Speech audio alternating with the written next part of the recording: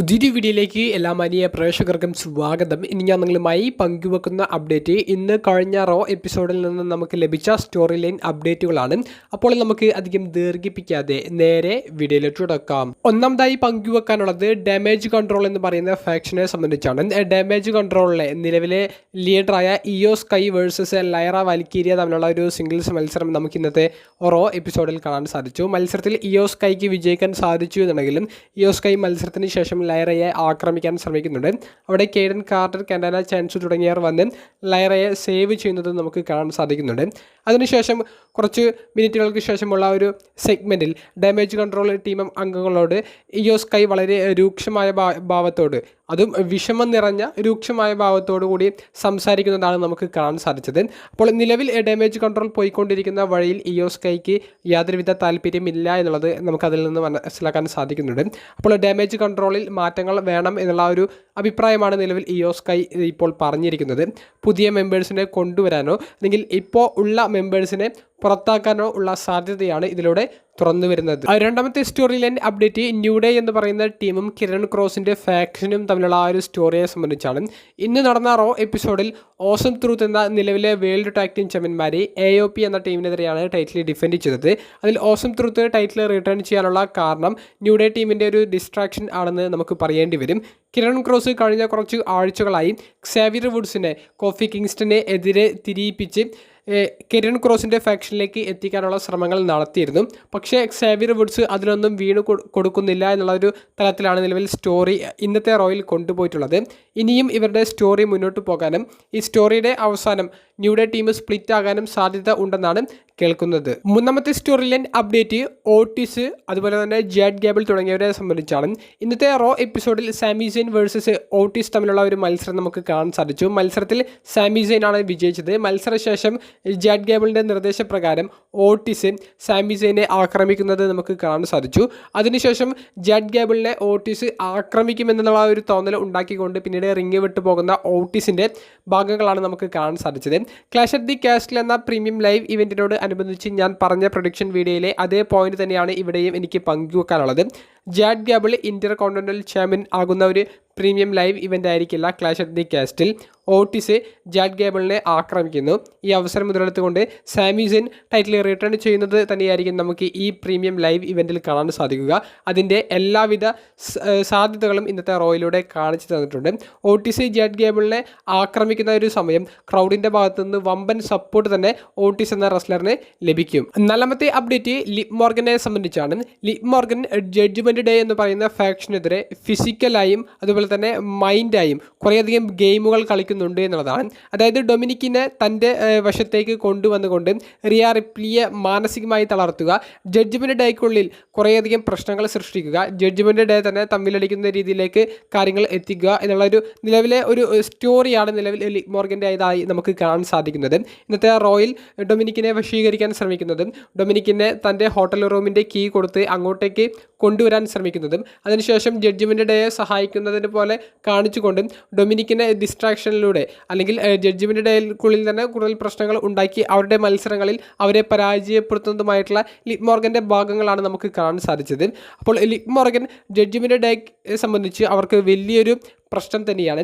Riya Ripley ഉടനെ തിരിച്ചു വന്നില്ലെങ്കിൽ ലിവ് മോർഗനിലൂടെ ജഡ്ജ്മെൻറ്റ് ഡേ എന്ന് പറയുന്ന ടീമിലെ അംഗങ്ങൾ തമ്മിലടിക്കുന്നതായിരിക്കും വരുന്ന റോയിൽ നമുക്ക് കാണാൻ സാധിക്കുക. അഞ്ചാമത്തെ update clash at the castle എന്ന പ്രീമിയം ലൈവ് ഇവൻറ്റിലെ വേൾഡ് ഹെവി വെയ്റ്റ് ചാമ്പ്യൻഷിപ്പ് മത്സരത്തിൽ ജഡ്ജ്മെൻറ്റ് ഡേ എന്ന് പറയുന്ന ടീമിലെ അംഗങ്ങളെ ബാൻ ചെയ്തു എന്നുള്ളതിനെ സംബന്ധിച്ചാണ്.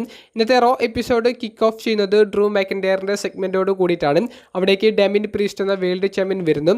ഡാമിൻ പ്രീസ്റ്റിനോട് ഡ്രൂ ഒരു കളിയാക്കിയ പോലെ പറയുന്നുണ്ട് ജഡ്ജ്മെൻറ്റ് ടീമിലെ അംഗങ്ങളുടെ സഹായം മൂലമാണ് നീ വിജയിക്കുന്നത് എന്നുള്ളത്. അത് ഡാമിൻ പ്രീസ്റ്റിന് ഇഷ്ടപ്പെട്ടില്ല. മെയിൻ ഇവൻറ്റിലേക്ക് Finn Balor versus Drew McIntyre തമ്മിലുള്ള മത്സരം വെക്കുകയും മത്സരത്തിൽ ഡ്രൂ വിജയിച്ചാൽ ജഡ്ജ്മെൻറ്റ് ഡേ ടീമിലെ അംഗങ്ങളെ ബാൻ ചെയ്യാമെന്നുള്ളൊരു സ്റ്റിപ്പുലേഷനും ഡാമിൻ പ്രീസ്റ്റ് ആഡ് ചെയ്തു. അതിന് പ്രകാരമുള്ള മെയിൻ ഇവൻറ്റ് മത്സരത്തിൽ ജഡ്ജ്മെൻറ്റ് ഡേ ടീമിൻ്റെ ഒന്നടങ്കമുള്ള ഒരു ഇൻ്റർഫിയറൻസ് ഉണ്ടായിട്ട് പോലും ഡ്രൂ മാക്കിൻഡയർ വളരെ സിമ്പിളായി ഫിൻ ബാലറിനെ പരാജയപ്പെടുത്തുന്നതാണ് നമുക്ക് കാണാൻ സാധിച്ചത്.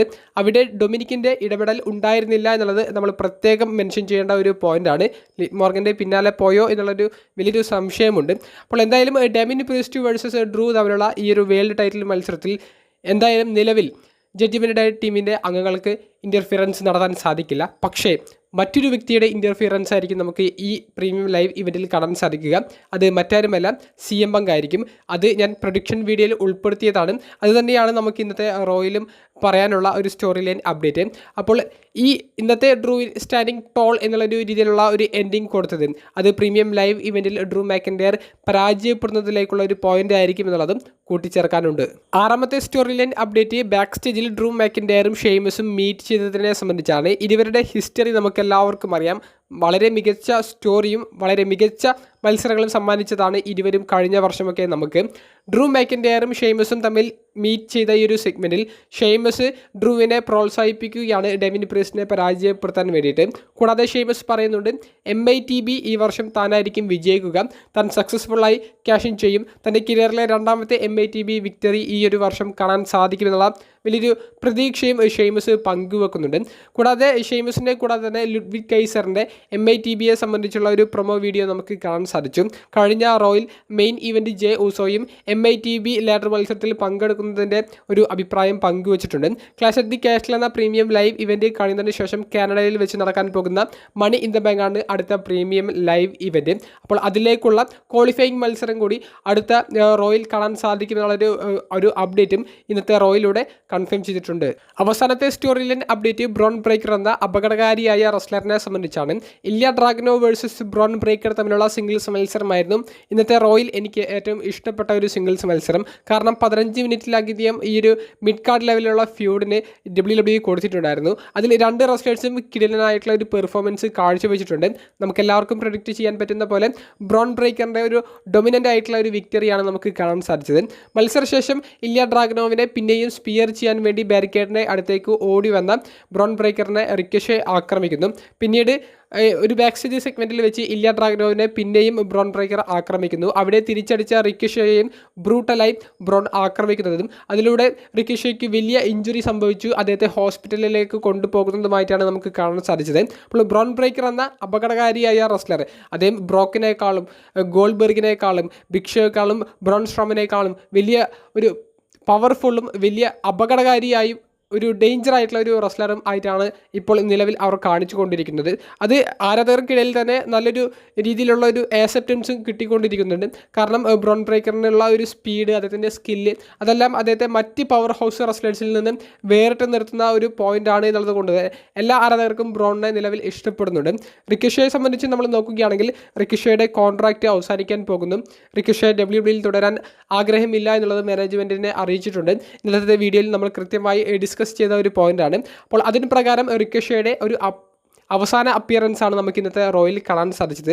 റിക്കഷെ കോൺട്രാക്റ്റ് പുതുക്കിയില്ലെങ്കിൽ റിക്കഷെ ഇനി WWE ഈ അടുത്തൊന്നും വരില്ല എന്നുള്ളത് ഉറപ്പാണ്. മറ്റൊരു റെസ്ലിംഗ് കമ്പനിയിലായിരിക്കും ഇനി റിക്കഷയെ നമുക്ക് കാണാൻ സാധിക്കുക. പക്ഷേ സ്റ്റോറി ലൈൻ പ്രകാരം റിക്കഷയ്ക്ക് കൃത്യമായിട്ടുള്ള ഒരു യാത്രയയപ്പ് തന്നെ അവർ നൽകിയിട്ടുണ്ട്.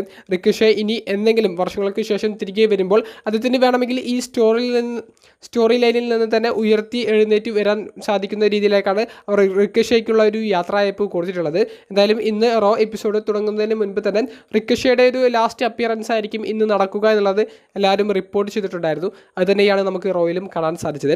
റോ എപ്പിസോഡിനെ കുറിച്ചിട്ടുള്ള നിങ്ങളുടെ അഭിപ്രായങ്ങൾ കമൻറ്റ് ബോക്സിൽ ഒന്ന് രേഖപ്പെടുത്തുക. അപ്പോൾ അടുത്തൊരു വീഡിയോയുമായി കാണുന്നത് വരെ ബൈ.